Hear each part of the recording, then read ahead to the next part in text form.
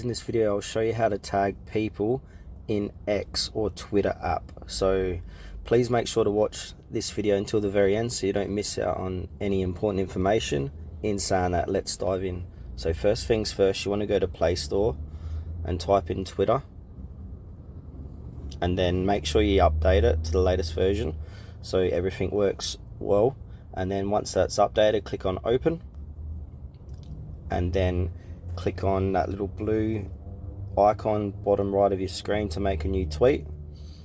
And for this demonstration, I'm just going to type in test, and then in order to tag someone, you need to click down here to find the @ symbol, click on @, and then type in that user's name who you want to tag.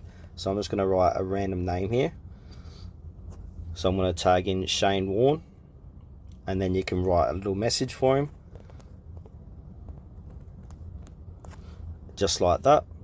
So now once you've wrote your message, you click on the post, and then that's posting, and then that user will get the notification that they've been tagged in a post.